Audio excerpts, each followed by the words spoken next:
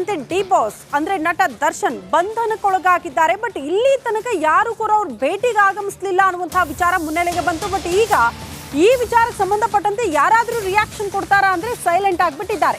ಕೊಲೆ ಕೇಸಲ್ಲಿ ನಟ ದರ್ಶನ್ ಅರೆಸ್ಟ್ ವಿಚಾರಕ್ಕೆ ಸಂಬಂಧಪಟ್ಟಂತೆ ಮುಜುಗರಕ್ಕೆ ಒಳಗಾಗಿದೆಯಾ ಸ್ಯಾಂಡಲ್ವುಡ್? ದರ್ಶನ್ ಬಗ್ಗೆ ಚಕಾರ ಎತ್ತದ ಸೆಲೆಬ್ರಿಟಿಗಳು, ಮಾಧ್ಯಮಗಳು ಪ್ರಶ್ನೆ ಮಾಡಿದ್ರು ಕೂಡ ನೋ ರಿಯಾಕ್ಷನ್ ಅಂದಿದ್ದಾರೆ ಕೆಲವರು. ದರ್ಶನ್ ಕೇಸ್ ಬಗ್ಗೆ ಕೇಳಿದ್ರೆ ನೋ ರಿಯಾಕ್ಷನ್, ಓಡ್ ಹೋಗಿದ್ದಾರೆ ಕೆಲವರು. ಮಾಧ್ಯಮಗಳ ಪ್ರಶ್ನೆಗೆ ಮೌನವೇ ತಾರೆಯರ ಉತ್ತರವಾಗಿದೆ. ಕೊಲೆ ಕೇಸ್ಗೆ ಸಂಬಂಧಪಟ್ಟಂತೆ ನಟ ದರ್ಶನ್ ಅರೆಸ್ಟ್ ವಿಚಾರಕ್ಕೆ ಸಂಬಂಧಪಟ್ಟಂತೆ ಯಾರೊಬ್ರು ಕೂಡ ರಿಯಾಕ್ಷನ್ ಕೊಡ್ತಾ ಇಲ್ಲ. ಅನೇಕ ನೆಗೆಟಿವಿಟಿ ನೋಡ್ತಾ ಇರ್ತೀವಿ ಅನೇಕ ನೆಗೆಟಿವಿಟಿ ನೋಡ್ತಾ ಇರ್ತೀವಿ ಅನೇಕ ನೆಗೆಟಿವಿಟಿ ನೋಡ್ತಾ ಇರ್ತೀವಿ ಚಿತ್ರರಂಗಕ್ಕೊಂದು ಕಪ್ಪು ಚುಕ್ಕಾಗಿ ದರ್ಶನ್ ಅವ್ರ ಮೇಲೆ ಒಂದು ಥ್ಯಾಂಕ್ ಯು ಮೇಡಮ್ ಈ ದರ್ಶನ್ ಅವರದು ಅರೆಸ್ಟ್ ಆಗಿರುವಂತದ್ದು ಒಂದ್ ಕಡೆ ಚಿತ್ರರಂಗದ ಬಗ್ಗೆ ಒಂದ್ ಕಡೆ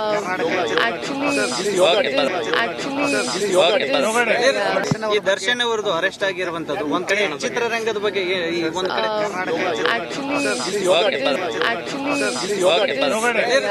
ಈ ದರ್ಶನ್ ಅವರದು ಅರೆಸ್ಟ್ ಆಗಿರುವಂತದ್ದು ಒಂದ್ ಕಡೆ ದರ್ಶನ್ ಅವ್ರ ವಿಚಾರವಾಗಿ ಅವರು ಜೈಲಿಗೆ ಹೋಗುವಂಥ ಕೆಲಸ ಇಲ್ಲ. ನನಗೆ ನನ್ನ ಸಿನಿಮಾ ಬಗ್ಗೆ ಮಾತಾಡೋಕ್ಕೆ ಇಷ್ಟಪಡ್ತೀನಿ.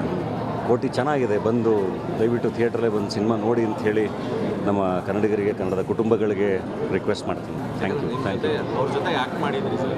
Thank you. ಸಿನಿಮಾ ಮಾತಾಡೋಣ please. Thank you sir. Darshan ಅವ್ರ ಬಗ್ಗೆ ಏನು ಹೇಳ್ತೀನಿ ಸರ್? ಒಂದು ಪುಣ್ಯ ಸ್ಮರಣೆ ಕಾರ್ಯಕ್ರಮಕ್ಕೆ ಬಂದಿದ್ದೀನಿ. ಸೊ ಆ ವಿಚಾರ ಎಲ್ಲ ಮಾತಾಡೋದಕ್ಕೆ ಇದು ಸುಸಂದರ್ಭ ಅಲ್ಲ. ಸೊ ಹಾಗಾಗಿ ದಯವಿಟ್ಟು ಕ್ಷಮೆ. ಸರ್ ದರ್ಶನ್ ಅವ್ರ ಬಗ್ಗೆ ಏನು ಹೇಳ್ತೀನಿ ಸರ್? ಒಂದು ನಡಿ ಈಗ ಶುರು ಮಾಡೋಣ. ಕೇಸರಿಯಿಂದ ಮನೋಲ್ಲಾಸ ಮನಸ್ಸು ಮತ್ತೇರಿ ಕುಣಿದಾಡಿದೆ ನೋಡು, ಮನಸ್ಸು ಮತ್ತೇರಿ ಕುಣಿದಾಡಿದೆ ನೋಡು. ಕ್ಷಣ ಕ್ಷಣವೂ ಆಚರಿಸಿ ಕೇಸರಿ ಹಬ್ಬ. ವಿಮಲ್ ಬಾಯಲ್ಲಿ ಹೇಳಿ ಕೇಸರಿ. ಪುಣ್ಯ ಸ್ಮರಣೆ ಕಾರ್ಯಕ್ರಮಕ್ಕೆ ಬಂದಿದ್ದೀನಿ. ಸೊ ಆ ವಿಚಾರ ಎಲ್ಲ ಮಾತಾಡೋದಕ್ಕೆ ಇದು ಸುಸಂದರ್ಭ ಅಲ್ಲ. ಸೊ ಹಾಗಾಗಿ ದಯವಿಟ್ಟು ಕ್ಷಮೆ. ಸರ್ ದರ್ಶನ್ ಅವ್ರ ಬಗ್ಗೆ ಏನು ಹೇಳ್ತೀನಿ ಸರ್? ಒಂದು ಪುಣ್ಯ ಸ್ಮರಣೆ ಕಾರ್ಯಕ್ರಮಕ್ಕೆ ಬಂದಿದ್ದೀನಿ. ಸೊ ಆ ವಿಚಾರ ಎಲ್ಲ ಮಾತಾಡೋದಕ್ಕೆ ಇದು ಸುಸಂದರ್ಭ ಅಲ್ಲ. ಸೊ ಹಾಗಾಗಿ ದಯವಿಟ್ಟು ಕ್ಷಮೆ. ಚಿತ್ರರಂಗಕ್ಕೊಂದು ಕಪ್ಪು ಚುಕ್ಕಾಗಿ ದರ್ಶನ್ ಅವ್ರ ಮೇಲೆ ಒಂದು ಥ್ಯಾಂಕ್ ಯು ಮೇಡಮ್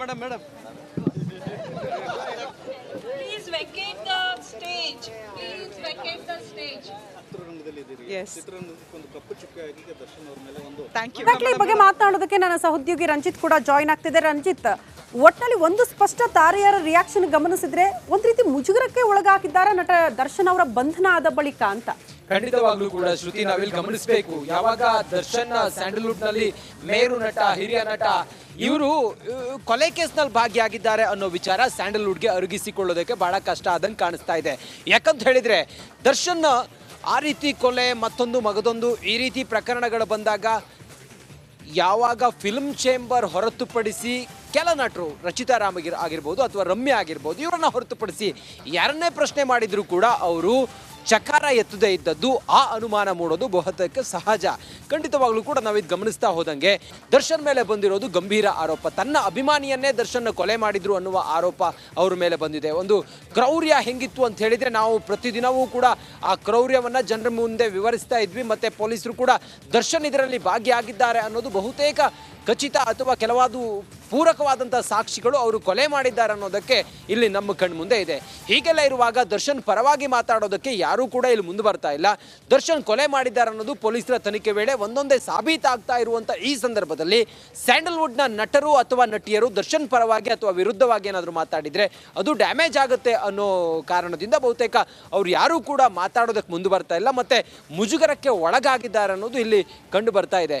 ಸದ್ಯಕ್ಕೆ ನಾವು ಗಮನಿಸ್ತಾ ಇದ್ದಂಗೆ ಸ್ಯಾಂಡಲ್ವುಡ್ನ ಯಾವೊಬ್ಬ ನಟರು ಕೂಡ ತುಟಿಪಿಟಕ್ಕಂತ ಇಲ್ಲ.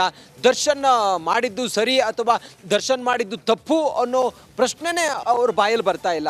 ಹೀಗೆಲ್ಲ ಇರುವಾಗ ಈ ರೀತಿ ಮುಜುಗರಕ್ಕೆ ಸ್ಯಾಂಡಲ್ವುಡ್ ಒಳಗಾಗಿದೆಯೇನೋ ಅನ್ನೋ ಅನುಮಾನ ಬರೋದು ಸಹಜ. ಶ್ರುತಿ, ಥ್ಯಾಂಕ್ ಯು ರಂಜಿತ್ ನಿಮ್ಮ ಮಾಹಿತಿಗಾಗಿ. ಒಟ್ಟಿನಲ್ಲಿ ಅಂತರ ಕಾಯ್ದುಕೊಳ್ತಾ ಇದೆ ಸ್ಯಾಂಡಲ್ವುಡ್ ಈ ಪ್ರಕರಣದಿಂದ ಅನ್ನೋದು ಬಹಳ ಸ್ಪಷ್ಟವಾಗ್ತಾ ಇದೆ.